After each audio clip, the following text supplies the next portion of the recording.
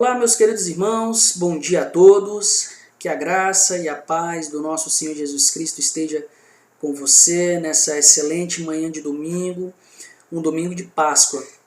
Infelizmente, irmãos, nesta época o mundo se aproveita para falar de comércio, fazer desta data no calendário como mais uma data sobre chocolate, sobre coelho da Páscoa, mas para nós cristãos, nós sabemos, entendemos que Páscoa para nós não é nada disso.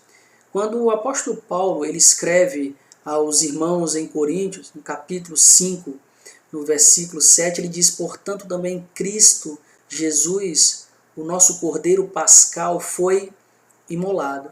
Então, irmãos, Páscoa para nós está mais para o Cordeiro de Deus que tira o pecado do mundo, e não falar sobre chocolate ou falar sobre coelho da Páscoa.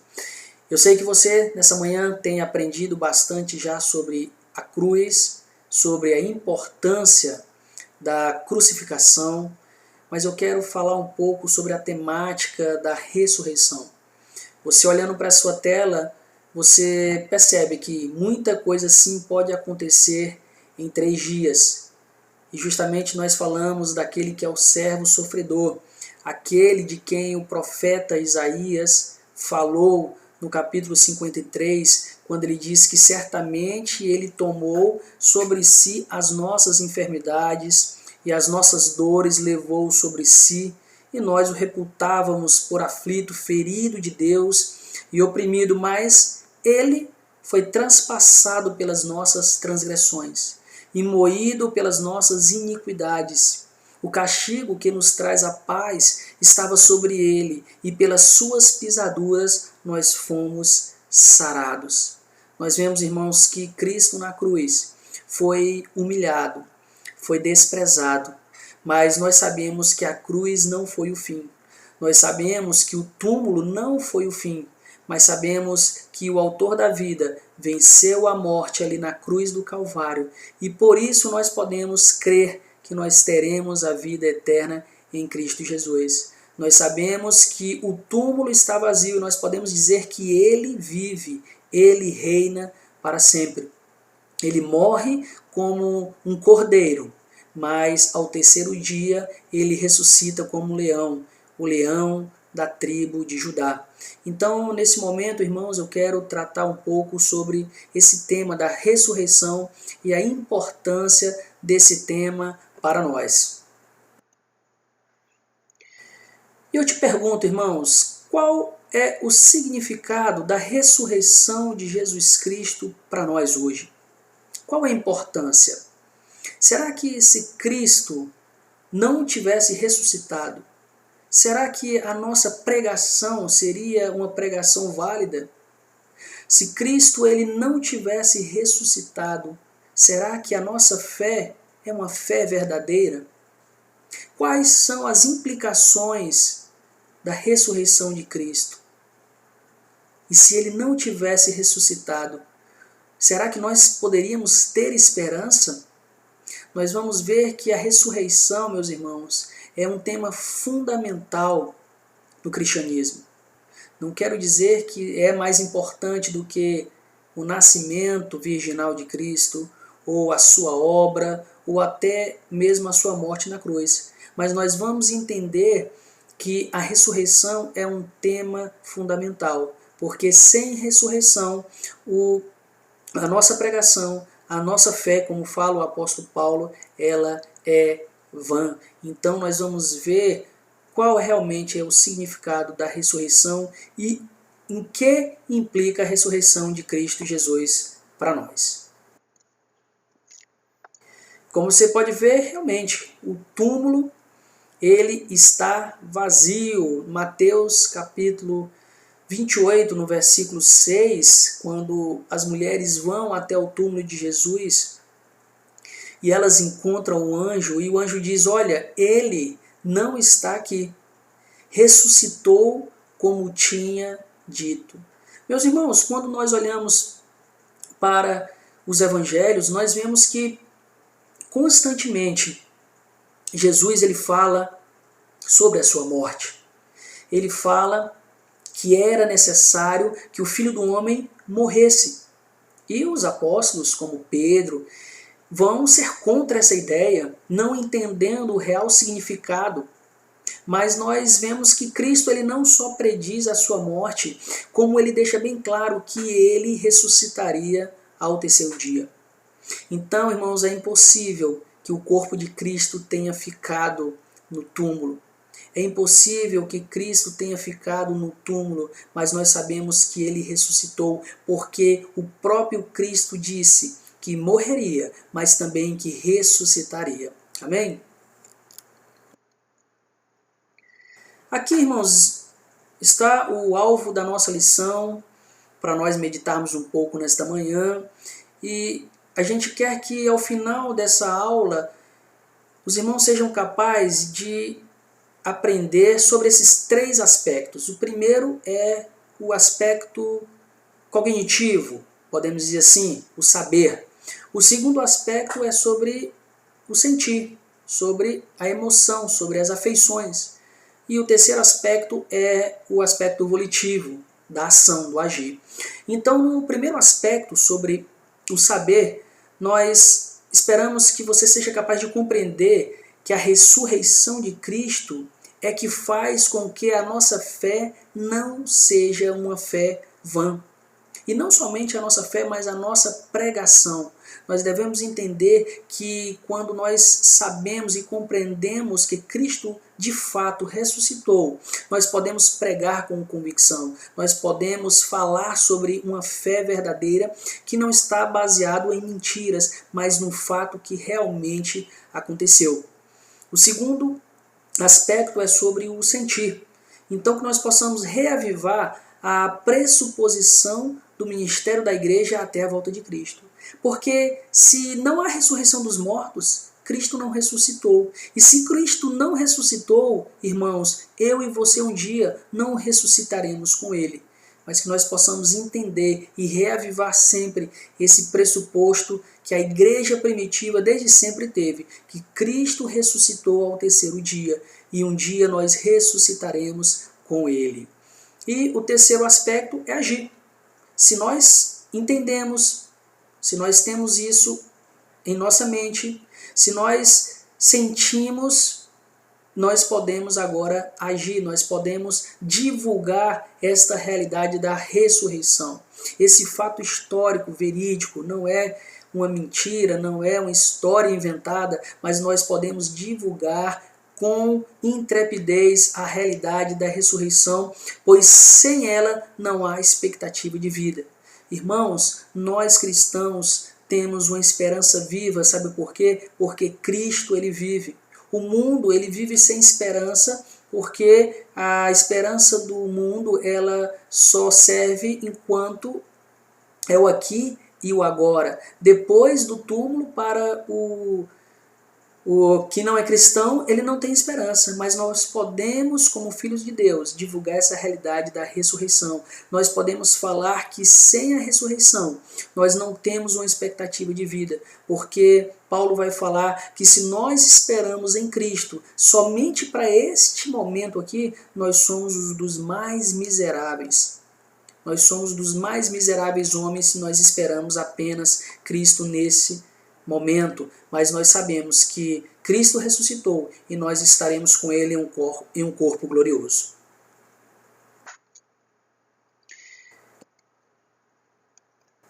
E como introdução, irmãos, nós devemos deixar bem claro que a ressurreição de Cristo ela não foi simplesmente um retorno da morte para a vida. Se nós olharmos para as páginas do Antigo Testamento e também do Novo, nós vamos perceber que, tanto em um como o outro, pessoas morreram e voltaram à vida, ressuscitaram. No Novo Testamento nós podemos citar o caso da filha de Jairo, por exemplo, nós podemos citar Lázaro. Nesses dois casos, Jesus ressuscita essas pessoas.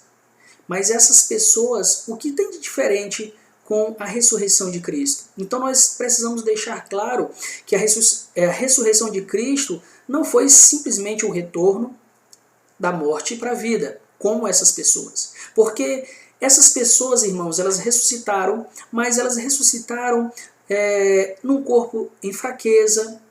Essas pessoas voltaram a morrer novamente. Elas envelheceram e elas voltaram a morrer. Mas nós sabemos que Cristo, ele é a primícia dos que dormem. Então Cristo morreu, ele ressuscitou para nunca mais morrer. Então quando Cristo ressuscita, ele ressuscita para nunca mais morrer, inaugurando assim para nós que cremos uma nova vida, uma nova esperança. Sabermos que Cristo vive. Então, a ressurreição de Cristo não é semelhante à ressurreição de Lázaro, à ressurreição da filha de Jairo, não.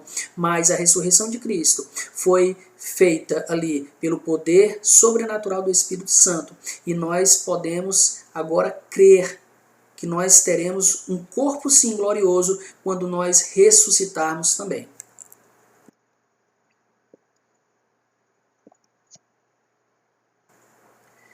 E no nosso primeiro ponto, irmãos, nós vamos tratar sobre a importância da doutrina da ressurreição de Cristo. Antes de mais nada, nós devemos saber e entender que ela é indispensável para a salvação do homem. Quando nós olhamos para esse versículo de Romanos, capítulo 10, no versículo 9, Paulo está escrevendo aos romanos e ele diz assim, olha, se com a tua boca confessares Jesus como Senhor e em teu coração creres que Deus o ressuscitou dentre os mortos, serás salvo.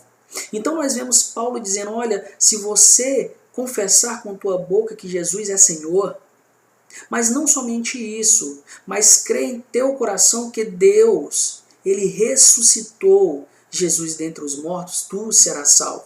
Então é indispensável para a salvação.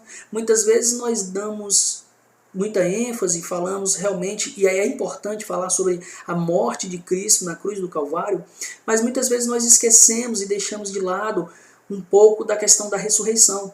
Mas nós vemos que nesse versículo aqui de Paulo aos Romanos, a sentença está completa quando ele fala de crer, confessar Jesus como Senhor, mas crer também no coração que Deus ressuscita Jesus dentre os mortos, então serás salvo.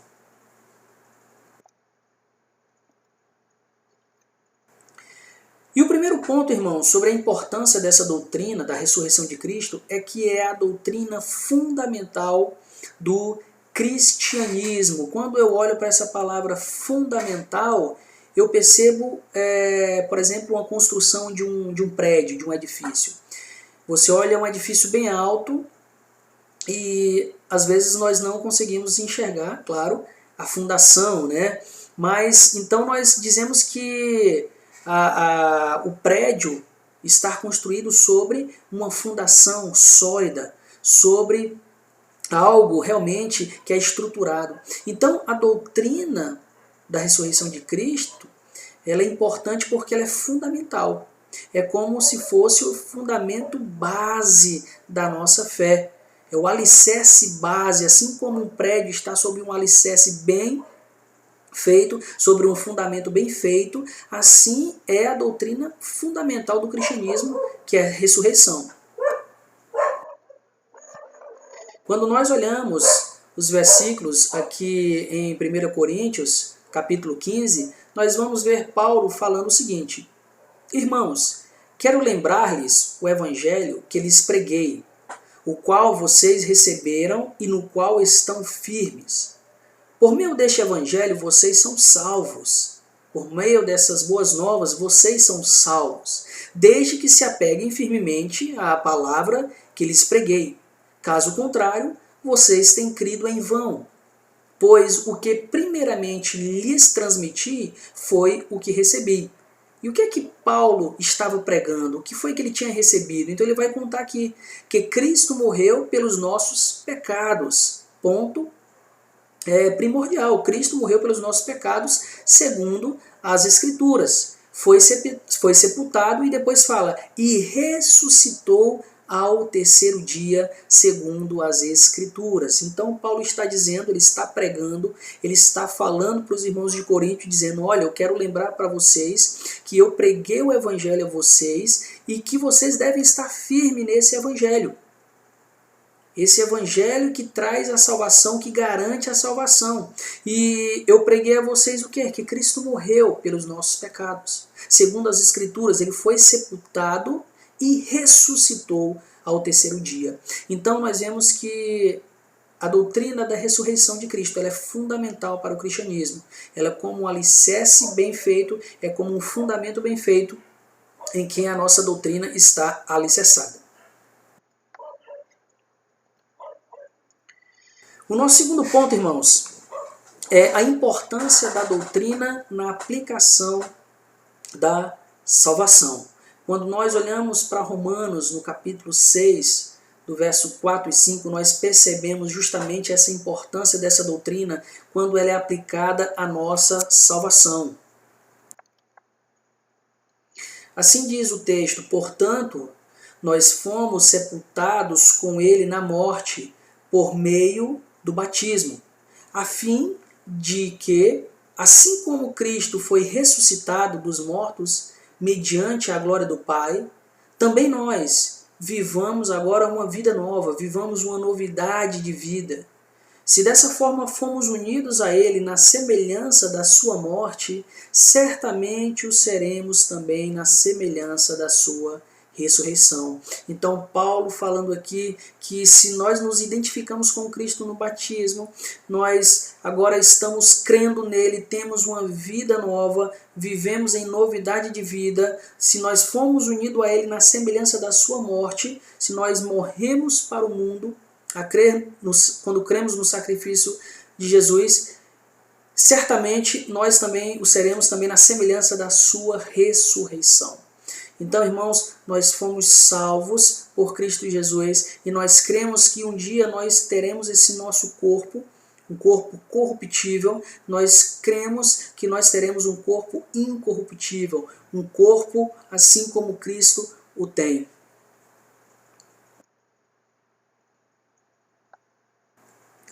O terceiro ponto, irmãos, sobre a importância da doutrina da ressurreição que nós podemos falar é que por meio dela fomos justificados. Isso é muito importante, irmãos. Paulo vai falar aos Romanos no capítulo 4, no versículo 24 e 25, e dizendo que nós fomos justificados por causa da ressurreição de Cristo. O versículo diz, mas também para nós, a quem Deus creditará justiça, a nós, que cremos naquele que ressuscitou dos mortos a Jesus, nosso Senhor. Ele foi entregue à morte por nossos pecados e ressuscitado para nossa justificação. Irmãos, a justificação é um ato de Deus de nos declarar justo. Não pelos nossos méritos, não pela nossa própria justiça, mas pelos méritos e a justiça de Cristo Jesus. Os méritos de Cristo foram imputados a nós. E isso não quer dizer que nós somos justos, pessoas que não erramos, não pecamos. Nós sabemos que nós pecamos, mas nós somos pecadores justificados. Então a justificação é um ato de Deus em nos declarar justo. E isso é importante, irmãos, porque quando Cristo está na cruz do Calvário, recebendo a ira de Deus, porque Ele está levando os nossos pecados, assim como nós vimos em Isaías. Quando Cristo está recebendo a ira de Deus sobre si, Ele recebe a ira de Deus, morre pelos nossos pecados, mas nós sabemos que Ele ressuscita. E Ele ressuscitando é a prova de que Deus recebeu o sacrifício. Porque Cristo não tem pecado. Se Cristo ressuscitou, é a prova de que Cristo não tinha pecado, Ele estava levando os nossos pecados. Então, quando Cristo ressuscita ao terceiro dia, pelo poder do Espírito Santo, essa é a prova de que Deus vê aquele sacrifício, aceita aquele sacrifício e por isso nós somos justificados. Deus agora imputa em nós a justiça e os méritos de Cristo. Amém? Então, por isso que ela é importante para a nossa justificação. Como fala aqui, ele foi entregue à morte por nossos pecados e ressuscitado para a nossa justificação. Então, quando Cristo ressuscita ao terceiro dia, ele está provando que ele não tinha pecado. Na verdade, ele estava levando os nossos pecados. E ele prova que Deus recebeu o sacrifício do seu Filho Jesus ali na cruz do Calvário, por isso nós somos justificados. Nesse segundo ponto, irmãos, para nós caminharmos para o final, nós vamos falar sobre alguns fatos históricos da ressurreição, o que é bastante importante. E o primeiro ponto vai dizer que o centurião e os soldados o declararam morto. Se nós abrirmos a nossa Bíblia no livro de Marcos, no capítulo 15, se você puder acompanhar, Marcos, capítulo 15, Novo Testamento, deixa eu abrir aqui. Marcos capítulo 15, o versículo 45, eu vou ler a partir do 44, vai dizer assim: mas Pilatos admirou-se de que ele já tivesse morrido, e, tendo chamado o centurião, perguntou-lhe se havia muito que morrera. E o versículo 25 diz: após certificar-se pela informação do comandante, cedeu o corpo a José. Então nós vemos que realmente Cristo morreu. Isso é um fato histórico, porque nós vemos aí que há teorias que Cristo não morreu, Cristo apenas desmaiou ali na cruz, ou então nós vemos outros dizendo que simplesmente roubaram o corpo de Cristo para não provar, né, que ele tinha ressuscitado, ou então pessoas vão inventar outra história, mas o fato histórico é que realmente Cristo morreu. Então, o primeiro ponto aqui é que o centurião e os soldados o declaram morto. O segundo, as mulheres vieram esperando ungir o corpo morto. Então, quando a gente lê em Marcos, no capítulo 16, no versículo 21, se você puder abrir Marcos, capítulo 16, e o versículo 1, vai dizer: passado o sábado, Maria Madalena, Maria, mãe de Tiago e Salomé, compraram aromas para irem embalsamá-lo. Então, realmente, as mulheres tinham a convicção de que estavam indo ungir alguém que tinha morrido. Elas não estavam, nem passava ali pela sua cabeça a questão da ressurreição. Então, é um fato histórico aqui da ressurreição. E um terceiro ponto, que sangue e água fluíram ali do corte no lado de Cristo, né? João vai falar isso aqui, João capítulo 19,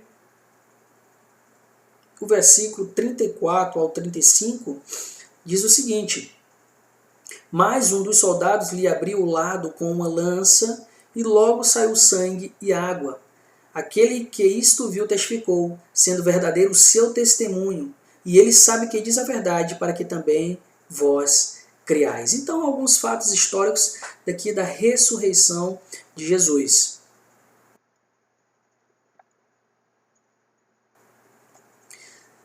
Temos mais alguns aqui, irmãos. Por exemplo, que as testemunhas, elas tinham que ser testemunhas oculares daquele fato. Então, quando a gente olha para esse texto de Atos dos Apóstolos, em que Pedro está ali pregando o Evangelho e eles são proibidos de falar do Evangelho, a gente vê que eles vão realmente dizer que eles não podem deixar de falar do que eles viram e do que eles ouviram.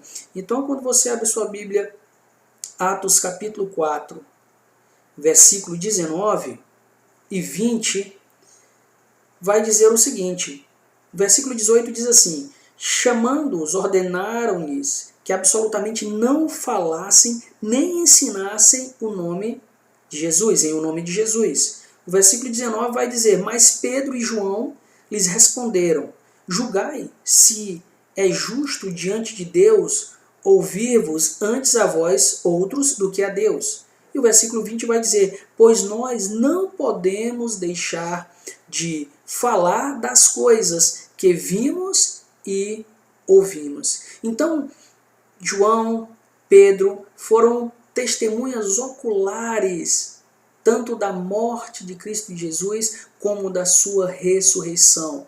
Cristo aparece aos discípulos em um corpo glorioso. Então eles viram, eles são testemunhas oculares. Outro ponto é que as testemunhas têm que ser em número suficiente. Quando nós olhamos para a carta de Paulo aos Coríntios, no capítulo 15, primeira carta, no capítulo que vai falar sobre ressurreição, nós vamos ver que Cristo, ele não aparece só aos 12, mas ele aparece a uma quantidade imensa de irmãos, como fala aqui.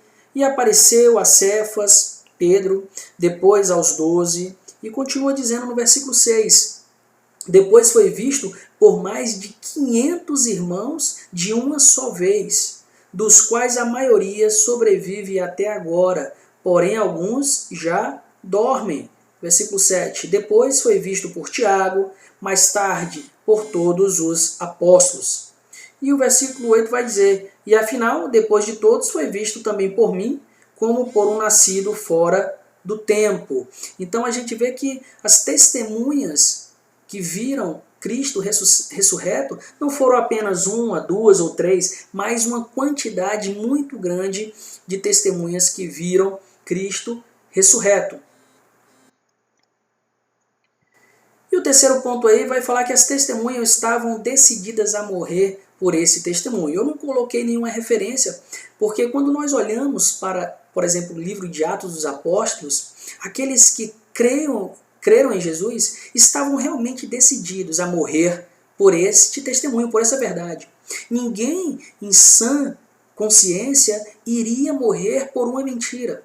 Se eles soubessem que realmente Cristo não ressuscitou, se tivesse acontecido como muitos falam, que os discípulos roubaram o corpo de Cristo para que as pessoas não vissem, e eles não teriam morrido por uma mentira. Mas nós sabemos que é verdade a ressurreição de Cristo. Nós sabemos que as testemunhas estavam decididas a morrer por esse testemunho. Nós vemos em Atos dos Apóstolos, o primeiro mártir, Estevão, nós vemos ver os irmãos falando e pregando e sendo realmente testemunha e decididos a morrer por essa verdade, a ressurreição do nosso Senhor e Salvador Jesus Cristo.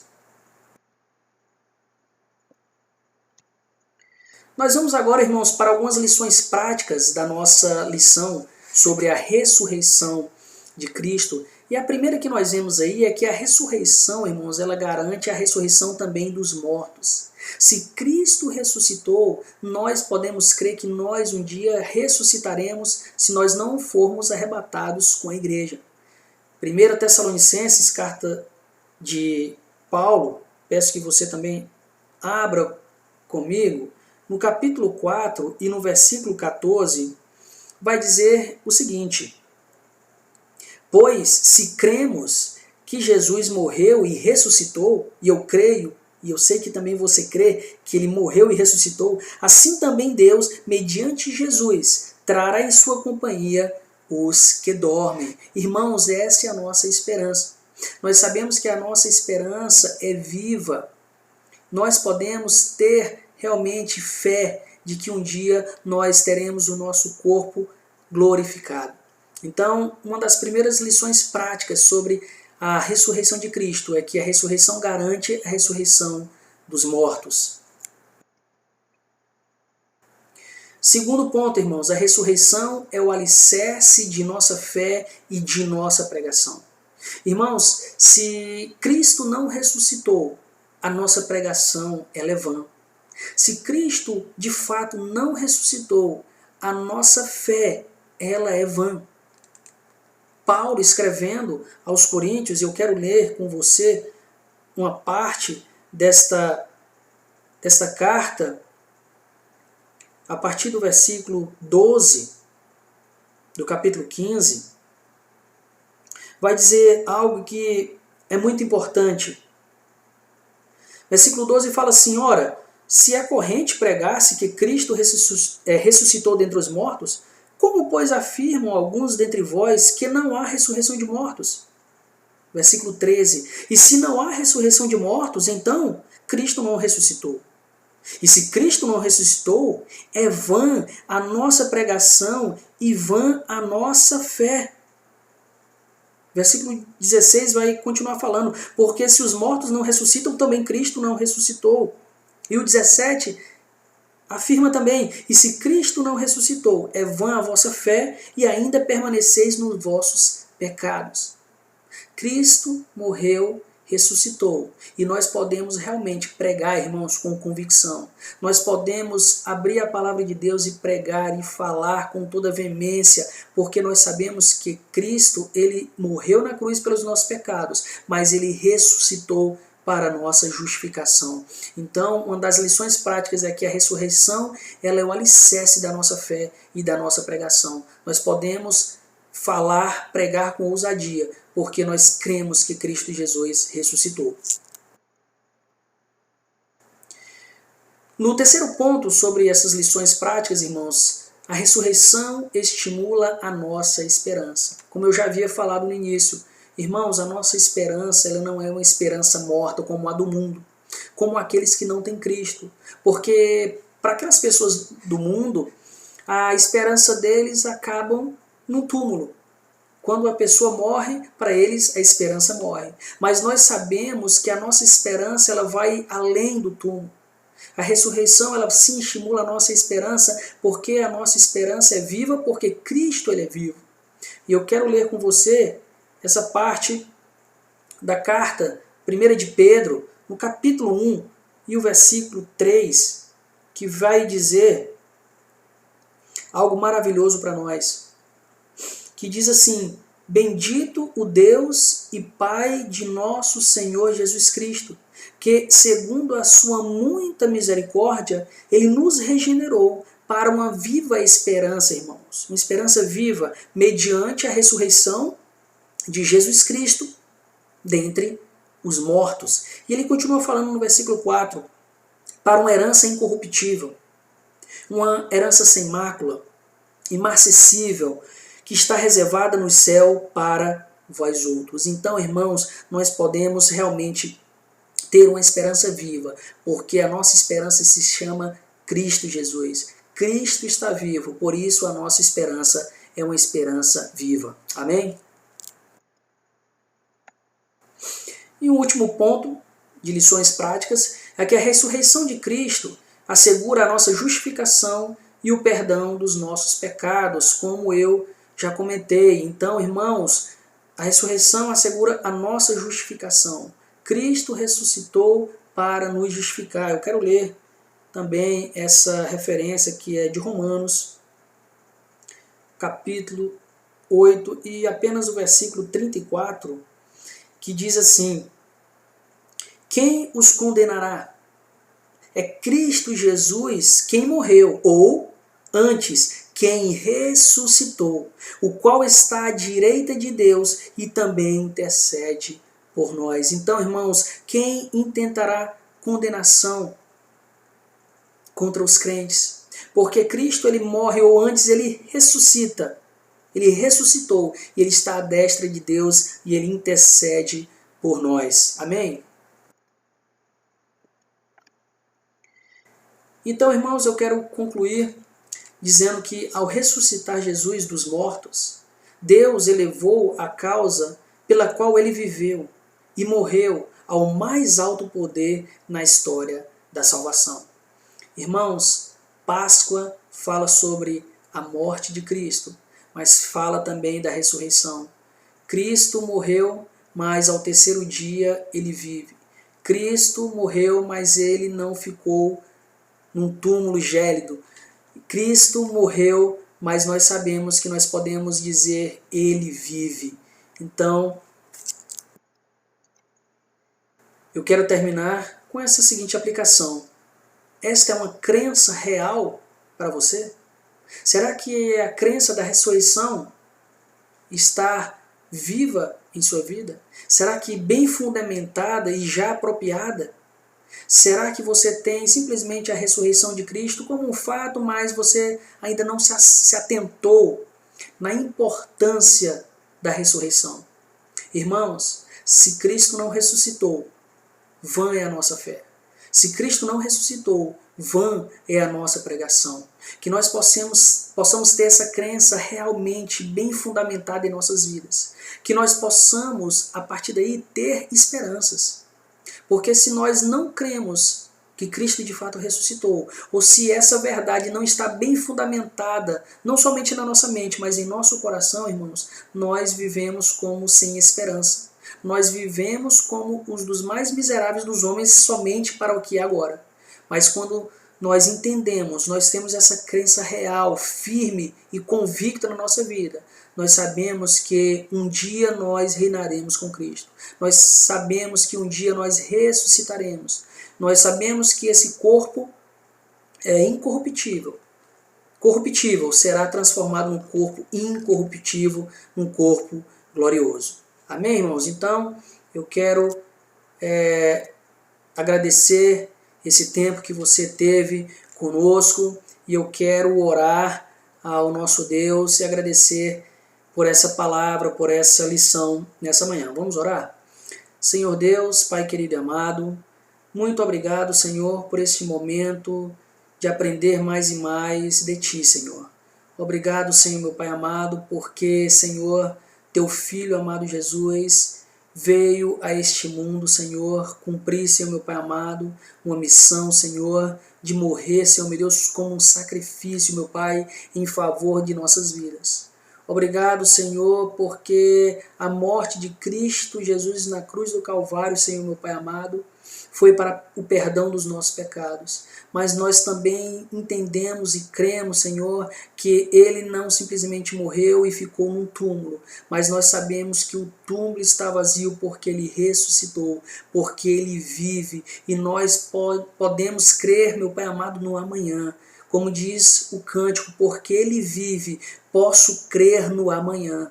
Muito obrigado, Senhor, meu Pai amado, porque Cristo ressuscitou e nós um dia ressuscitaremos com Ele. Muito obrigado, Senhor, meu Pai amado, porque a nossa esperança não é esperança morta, mas é uma esperança viva. Muito obrigado, Senhor, meu Pai amado, porque Cristo Jesus se entregou por nós e ressuscitou por nós. Muito obrigado, Pai. Nós agradecemos por esse momento, a vida de cada irmão que tirou-se e dispôs o seu tempo para aprender mais e mais da Tua palavra. Eu quero te agradecer humildemente no nome de Jesus, aquele que morreu e ressuscitou para a nossa justificação. Assim oramos em nome de Jesus. Amém. Amém, meus irmãos. Tenham um domingo abençoado em Cristo Jesus e logo mais à noite que nós possamos cultuar ao Senhor, sabendo que nosso Deus vive. Deus abençoe. Até o próximo domingo.